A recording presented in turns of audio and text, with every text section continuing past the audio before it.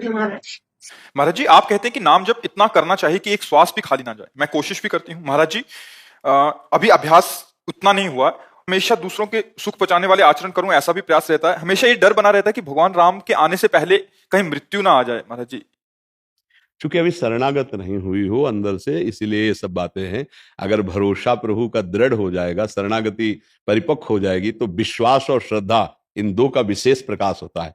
और देखो, जैसे अपने पति का अगर वास्तविक भाव से स्वीकृति हो चुकी है, तो 1 मिनट की स्वीकृति से ही पूरे जीवन की स्मृति बदल जाती है। आप ध्यान रखना।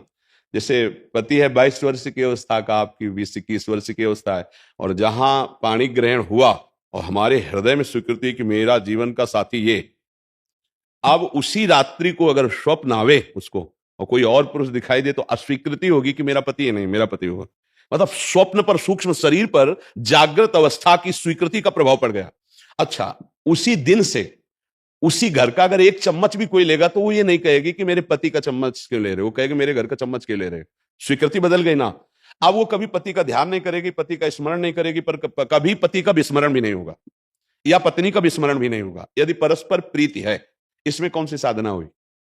हमें यह बताया जाए कि इसमें स्वीकृति जोर की हुई या साधना हुई? साधना तो कुछ हुई नहीं, इसमें स्वीकृति हुई।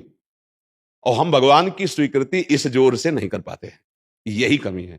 अगर ये स्वीकृति हो जाए तो श्वास में एक नाम नहीं, श्वास में 10-10, 20-20 नाम चलेंगे, कि एक श्वास में 20 नाम चल गए, राधा राधा राधा राधा राधा राधा राधा, ऊपर खींचते हुए और नीचे छोड़ते हुए, तो एक श्वास हुई ना पूरी। अब वो उसमें 20 नाम भी हो सकते हैं।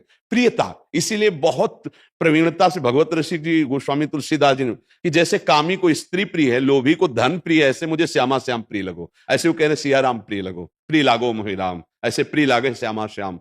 तो आप देखो कैसा उदाहरण दिया कि जैसे कामी पुरुष का चिंतन कामिनी के प्रति, कोई ध्यान नहीं देता, कोई मेहनत नहीं करता, वो काम करते हुए सहज में उसका चिंतन होता रहता है उसका। ऐसे लोभी पुरुष का धन का चिंतन होता, ऐसे मुझे प्रभु का चिंतन क्यों नहीं होता? क्योंकि धन में जितना महत्व है, स्त्री में जितना महत्व है, पुरुष में जितना महत्व है, भोगों में जितना महत्व, उतना राम जी में, कृष्ण जी में, श्याम जी में, श्यामा श्याम में महत्व नहीं है। ये बीच में रकील खींच दी गई। एक तरफ श्री भगवान है और एक तरफ संपूर्ण माया के भोग हैं। अब आप विचार करके देखो, भगवान बड़े हैं तुम्हारी दृष्टि में कि माया बड़ी? तो यही उत्तर मिलेगा, माया बड़ी। और भागवत महापुरुष पूरे त्रिभुवन की राज्यलक्ष्मी देने पर भी आधे पल को भगवान को ना भूले। तो इसका मतलब है भगवान की स्वीकृति नहीं हुई, भगवान के प्रति महत्व नहीं हुआ। नहीं, महत्व धन के प्रति हो जाता है। कौन ध्यान लगाता है धन का, और कब वो भूलता है? स्वप्न में भी पूछ लिया जाए तो हिसाब किताब वो जितना है उतना ही भूलेगा, क्योंकि स्वीकृति का प्रभाव पड़ता है। देखो, जब हम सन्यास मार्ग में थे तो स्वप्न में अपने को देखते थे सन्यासी, जब वैष्णव में, इस भगवत मार्ग में आए, प्रेम मार्ग में, तो अपने को इस रूप में देखते हैं। मतलब बाहरी चिंतन की स्वीकृति अंदर सूक्ष्म शरीर पर प्रभाव डालती है।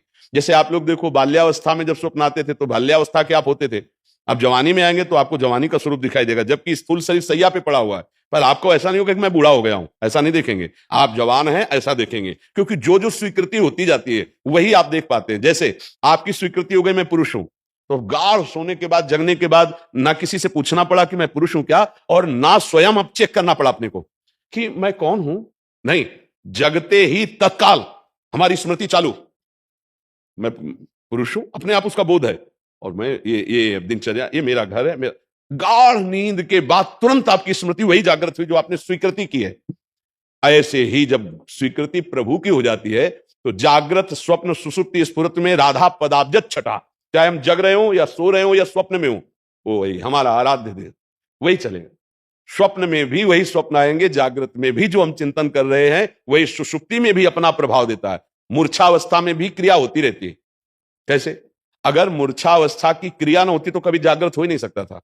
क्रिया रुक जाए तो जागृत हो ही नहीं सकता। मूर्छावस्था में भी क्रिया हो रही कि 5 मिनट में जागृत हो गया, मतलब प्रतिपल क्रिया हो रही। स्वप्न में भी क्रिया हो रही, सुषुप्ति में भी क्रिया हो रही। क्या? अगर सुषुप्ति 5 घंटे की है तो शांत रहो, से मत छोड़ो, 5 घंटे बाद नींद पक्का होते ही वो जग जाएगा। मतलब वो क्रियावान है, दिखाई दे रहा सुषुप्ति में कोई क्रिया नहीं हो रही, पर क्रिया हो रही। अगर क्रिया ना होती तो सोने के बाद वो कभी जगता ही नहीं। बोले यार तुमने कच्ची नींद में जगवा दिया, मतलब अभी पूरा परिपक्व नींद नहीं हुई थी, मतलब क्रिया चल रही थी ना, क्रिया चल रही थी, वो 5 घंटे में पूरी होती या 6 घंटे में, जो अभ्यास बना लिया गया। ऐसे ही भजन का अभ्यास, सोते समय भी भजन चलेगा। सोवत हूं रसना रटे राधा कृष्ण सुनाम, वो सो रहा है पर अंदर से जो उसका भाव है, उसी भाव में भजन उसका होता है। तो चाहे जागृत हो, चाहे स्वप्न हो, चाहे सुषुप्ति हो, जैसे हम इस शरीर को स्वीकार किया तो इसका ही हम स्वप्न देखते हैं इसी से। ये नहीं देखते कि मैं स्त्री हो गया हूं या मैं बूढ़ा हो गया हूं, जो जैसा। ये नहीं देखते हम कि हम लाल वस्त्र पहने या पैंट शर्ट पहने कभी अपने को स्वप्न में देख, कभी नहीं, क्योंकि स्वीकृति तो हमारी प्रभु से स्वीकृति नहीं, प्रभु पराये हैं और ये सब अपने हैं रिश्ते नाते, इसीलिए इनकी याद आती है और उनकी याद में हमको बहुत मेहनत करनी पड़ती है। अगर प्रभु को हम इस रूप में स्वीकार करें वास्तविक कि मैं उनका अंश हूं और मेरे स्वामी हैं, मेरे प्रीतम हैं, तो आप देख लो भजन करना नहीं पड़ेगा, स्वाभाविक भजन होगा। प्रभु से बढ़कर कोई नहीं, तो चिंतन वहीं जाएगा।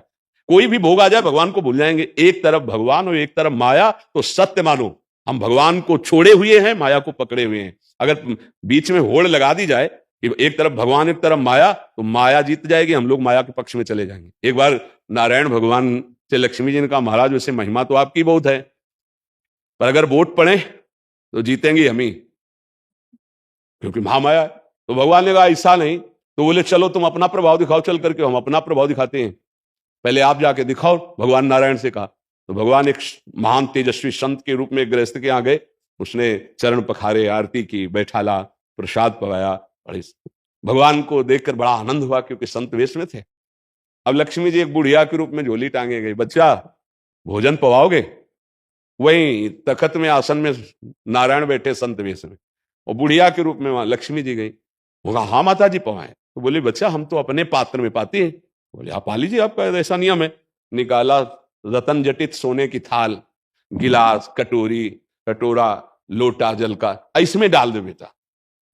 भगत की होश उड़ गए कि कमाल की वृद्धा है, वो ऐसे तो झोली टांगे है और मतलब लाखों करोड़ों का हिसाब किताब साथ रख रहे। तो आया और बड़ा गंभीरता से देखता जाता कि मतलब आश्चर्य। जब प्रसाद पा चुकी तो बोले माता जी थाली आप ही धोएंगी या हम धो लें? बोली बच्चा धोने की जरूरत नहीं, हम एक बार जिसमें भोजन पाती दोबारा पाती नहीं है, तो ये तो तुम्हारे।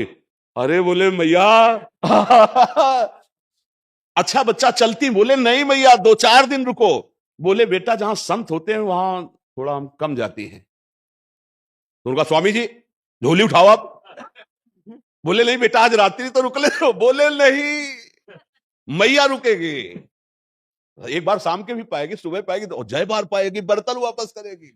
नारायण भगवान से लक्ष्मी जी मुस्कुरा के बोली कहो जा रहे हो या धक्का लगवाओ?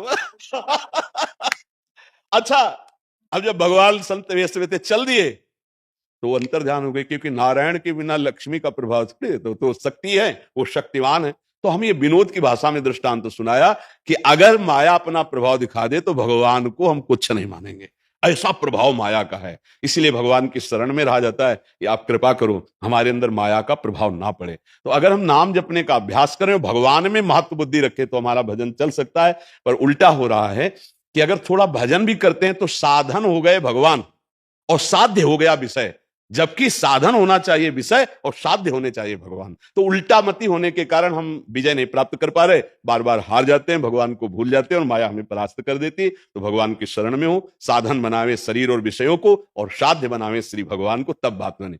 हम कई बार समझाना चाहते हैं कि भगवान पर महत्व बुद्धि पहले लाओ।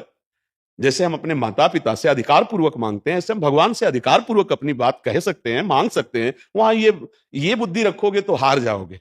भगवान को आपने क्या समझा कि 1100, 1000 या लाख में काम करने वाला आदमी समझा क्या तुमने कि अगर यहां घूस दे दो तो काम चल जाएगा? नहीं, ये घूस ही तो है।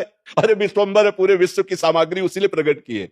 तो हम भगवान पर महत्व नहीं रखते ना, इसीलिए ऐसी बातें करते हैं कि भगवान को जानते नहीं है, भगवान की महिमा को नहीं समझते। तो इसीलिए हमारा भजन नहीं होता कि हम भगवान को अपना नहीं मानते, भगवान की महिमा को नहीं जानते, भगवान की स्वीकृति नहीं है, भगवान से बढ़कर कुछ नजर आ रहा है, इसीलिए ऐसी बातें हैं। इसलिए खूब सत्संग सुने, शास्त्रों का स्वाध्याय करें, नाम जप का अभ्यास करें, भगवान के आश्रित रहें, सब मंगल हो जाएगा, वही संभालने वाले हैं।